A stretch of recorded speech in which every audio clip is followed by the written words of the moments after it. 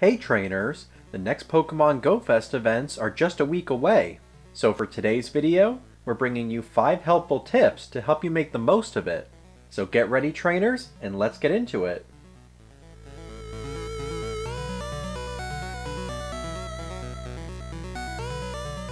Welcome back everyone. So can you believe that the next Pokemon Go Fest is just 8 days away? Or less than that if you're watching this after Friday. Either way, you clicked on this video, which probably means that you're looking for some tips and tricks to use during this exciting 2-day event. Well, don't worry trainers, because we've got you covered. Ordinarily, we've done prep guides for both the Go Fest and Go Tour events, but since we've done a bunch of those already, we wanted to try and do something a little different. So today we're going to go through some quick tips you should know that'll help you during Go Fest. Now if you are in the market for some helpful Go Fest prep guides, I'll put some links to some of our previous videos in the description. But getting on with today's tips, let's kick things off with our first one, which is to make a Pokemon checklist. So this year's Go Fest will feature 4 rotating habitats, each one containing an average of 12 to 13 Pokemon. That's definitely a lot of Pokemon to catch, so before the event, it would be beneficial for you to create a condensed list of the Pokemon you want the most. That way, you're more likely to find what you're looking for, whether it be certain shinies or PvP mons. In terms of my Pokemon checklist, some of my most sought after mons include the Hoenn Regionals, Axew, Rufflet, Numel, and Bergmite.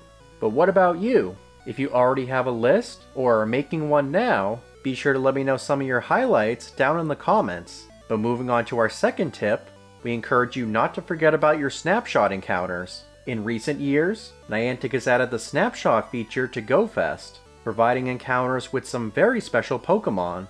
Go Fest 2020 had the Wash Rotom from Snapshots, 2021 had Rock and Popstar Pikachu, and for this year, we're going to be able to encounter Pikachu with a special Shaman Flower Crown.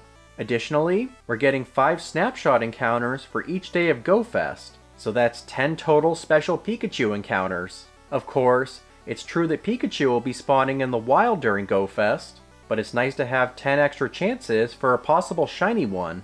Plus, you'll be able to make some pretty wacky AR photos. Another tip we recommend is to have your resources set and ready to go prior to Go Fest. This includes, but isn't limited to bag space, Pokecoins, and items like incense and raid passes. That way, you're not stressed about it during the event.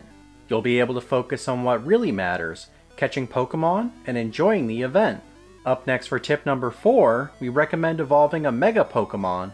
As you know, the Mega mechanic was updated recently, so there's even more features you have access to when using Mega Pokemon.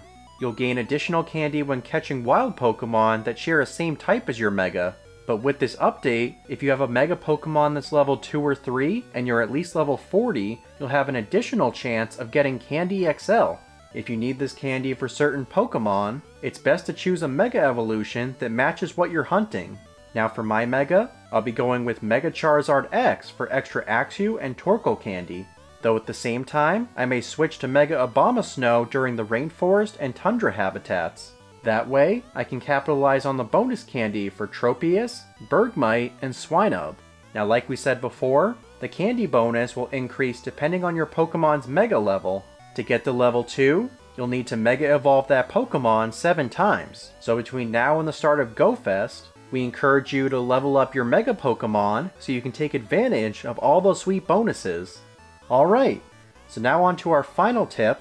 For our 5th and possibly most helpful tip on this list, we recommend setting specific search terms for easy transferring. Even if you have 1,000 spaces in your box, it's likely that you're going to see this message before the day is done.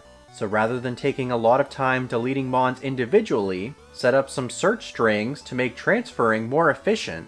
So what kinds of search terms could you use? Well, one example that might be helpful is this one right here.